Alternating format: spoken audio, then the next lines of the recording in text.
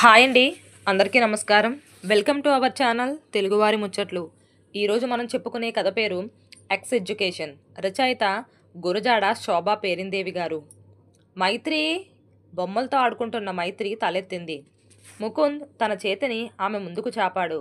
దూరగా ఉన్న మామిడి పండు ఓ కాయ చూడగానే బొమ్మని పక్కన పెట్టి గబుక్కున వాటిని అందుకోబోయింది మైత్రి. అమ్మా, ఆశ నాతో వస్తేనే ఇస్తా. ఎక్కడికి? మన తోటలోకి. సరే పద. చటుక్కున లేచింది. తోటవైపు పరుగు తీసింది. నెమ్మదిగా అనుసరించాడు ముకుంద్. జమిలిపోయిన వారి కాలంలో కట్టిన ఇల్లు వారి వంతులు వారిగా అనుభవిస్తూ ఉన్నారు. అలాగే మైత్రి వాళ్ళ నాన్నగారిది పెద్ద ఇల్లు. ఆ ఇంటి వెనుక గల తోట కూడా చాలా పెద్దది. అక్కడికి తీసుకెళ్ళాక చుట్టూ చూశాడు ముకుంద్. ఎవ్వరూ లేరు. చటుక్కున మైత్రిని దగ్గరకు తీసుకుని ముద్దులు పెట్టుకోసాగాడు. శరీరమంతా తడమసాగాడు. ఉలిక్కిపడింది మైత్రి. ముకుంద్ మీసాలు గుచ్చుకుంటున్నాయి. అతని ముఖం ఎప్పట్లా లేదు. అతని పట్టులో ఏదో మొరటదనం కనిపిస్తుంది. ఎందుకు బావా ఇలా చేస్తున్నావు? ఇంతకు ముందు కూడా ఓసారి ఇలాగే చేశాడు. ఇలా చేస్తే అతని దగ్గర నుండి దూరంగా పారిపోవాలన్నంత భయం తనకి ఎందుకు కలుగుతుంది? ఈ ప్రశ్నలన్నీ ఆ పసి మనసుని పట్టుకుంటే అతగాడి చేతులు ఆమె మీద విజృంభించసాగాయి. బావా, నన్నొదులు, అమ్మకి చెప్తా. చటుక్కున తలెత్తాడు ముకుంద్. చెప్తే నీకే నష్టం. ఎందుకు? నిన్నే తిడుతుంది, కొడుతుంది కూడా. అదే ఎందుకు? అంతే. సినిమాల్లో చూడటం లేదు? మగపిల్లలు ఎలాంటి పనులు చేసినా ఆడపిల్లలనే కదా అందరూ తిడతారు. మైత్రికి అదేమీ అర్థం కాలేదు. కానీ అతని పట్టు సడలింది కనుక ఆ పాప పరుగొందుకుంది. ఇదిగో ఈ పళ్ళు తీసుకో. మైత్రి వెనక్కి తిరగలేదు.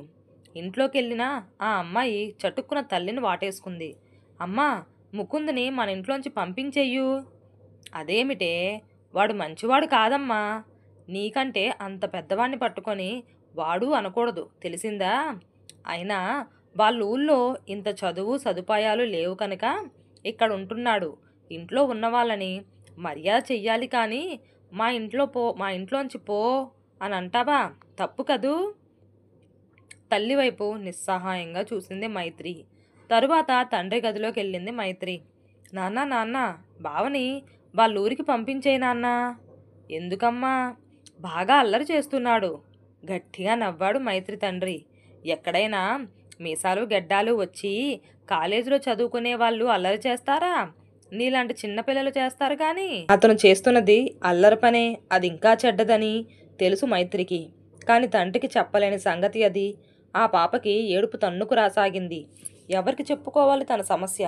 చెప్పినా ఎవరు అర్థం చేసుకుంటారు? తన గదిలోకి వెళ్ళి అద్దంలో చూసుకుంది. తనేమైనా కేక, కోవానా కొరుక్కు తినడానికి? మరెందుకు అలా చేస్తాడు? గౌను లోపల చెయ్యెందుకు పెడతాడు? అలా అతను చేస్తే తనకి చిరాగ్గా ఎందుకుంటుంది? మైత్రి తుల్లిపడింది. చెప్పావుగా, అమ్మకి నాన్నకి ఏమన్నారో కూడా విన్నావుగా. కనుక నేను చెప్పినప్పుడల్లా నాతో తోటలోకి వస్తూ ఉండు. నీకు పళ్ళు, నాకు ముద్దులు అనేసి ఆ గదిలోంచి వెళ్ళిపోయాడు. ఫస్ట్ ర్యాంక్ వచ్చే మైత్రి చదువులో వెనకపడింది. చురుకుగా ఉండే ఆ పాప మందకొడిగా తయారైంది. ఎప్పుడు చూసినా ఏదో భయం. ముకుందుని చూస్తే భయము, చిరాకు కూడా. ఇది గమనించింది తల్లి తండ్రి. తిట్టారు. 2 దెబ్బలు కూడా వేశారు. దిండులో మొహం దాచుకుని వెక్కి వెక్కి ఏడ్చింది మైత్రి. అమ్మా నాన్నలతో ఎన్నిసార్లు ముకుంద్ గురించి చెప్పినా వాళ్ళు లెక్క చెయ్యరు. కానీ ఇలా అయిపోయావే, చదువు వంట పట్టడం లేదే అని మాత్రం సాధిస్తారు. మరో కొత్త సమస్య ఏమిటంటే ముకుంద్ని మైత్రికి చదువు చెప్పమన్నారు. దాంతో చదువు మీద పూర్తిగా ఇష్టం చచ్చిపోయింది. ముకుంద్ ఈ మధ్య తన లాగు గబగబా విప్పేస్తున్నాడు. గౌను కూడా విప్పుతున్నాడు. విప్పి అతను విప్పేసి ఏదేదో చేస్తున్నాడు. ఎందుకలా చేస్తాడు? అలా చేస్తే అతనికి ఏమొస్తుంది? ఈ మాట అమ్మ వాళ్ళకి ఎలా చెప్పాలి? చెప్పినా వాళ్ళు నమ్ముతారా?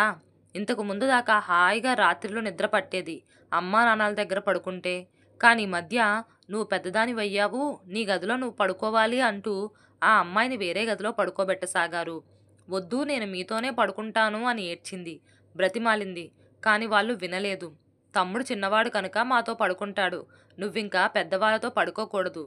అసలు ఫారిన్ కంట్రీస్లో 6 నెలల పాపాయిని కూడా విడిగా పడుకోబెడతారు తెలుసా అన్నాడు తండ్రి. ముకుంద్ డాబా మీద పడుకుంటాడు. బాల్కనీ తలుపు వేసి తమ గదిలోకెళ్తారు తల్లి తండ్రి. అయినా సరే మైత్రికి భయం.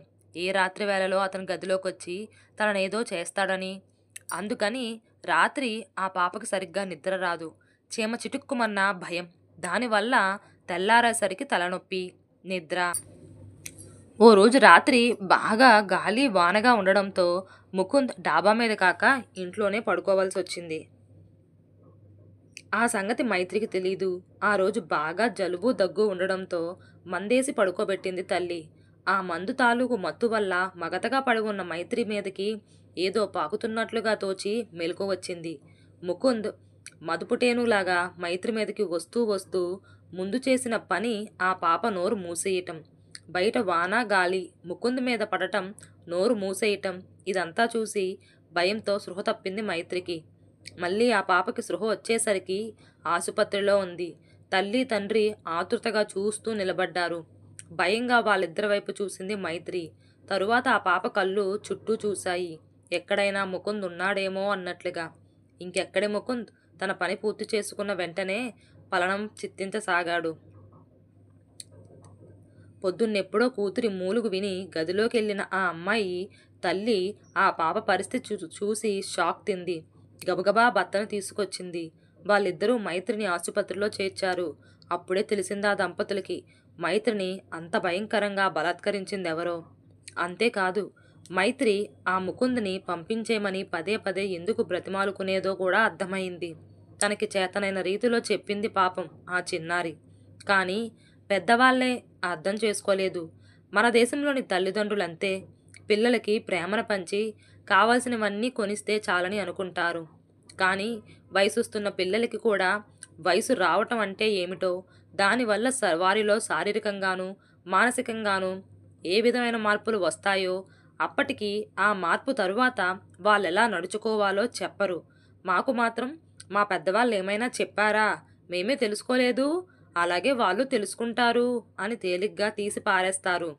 ఆ కాలం వేరు, ఈ కాలం వేరు. కానీ పిల్లల్ని కన్నవారు మాత్రం కాలానుగుణంగా ప్రవర్తించటం లేదు. అసలు కొన్ని విషయాల గురించి మాట్లాడడమే పాపం అన్నట్లుగా పెద్దవాళ్ళు ప్రవర్తిస్తారు. పిల్లల మనసులేమిటో తెలుసుకోరు.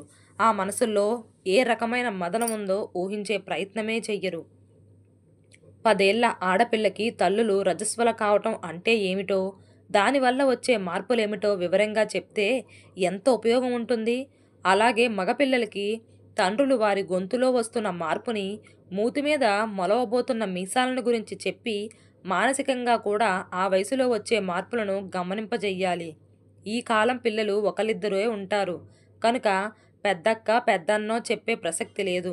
నిజంగానే తల్లి తన బిడ్డతో అన్నీ చర్చించి సందేహాలు ఏమైనా ఉంటే అడగనిచ్చి ఉంటే మైత్రి తానంత తానే తల్లికి తన సమస్య చెప్పి పరిస్థితిని అంత దూరం పోకుండా ఆపగలిగేది. అలాగే ముకుంద్కి కూడా తండ్రి కోరికలను ఎలా కంట్రోల్ చెయ్యాలో చెప్పి తన చెల్లెల్లాగే వేరే ఆడపిల్లల్ని గౌరవించాలే తప్ప అత్యాచారం చెయ్యకూడదని నూరిపోసి ఉంటే ఈ కథ ఇంత దూరం వెళ్ళేది కాదు.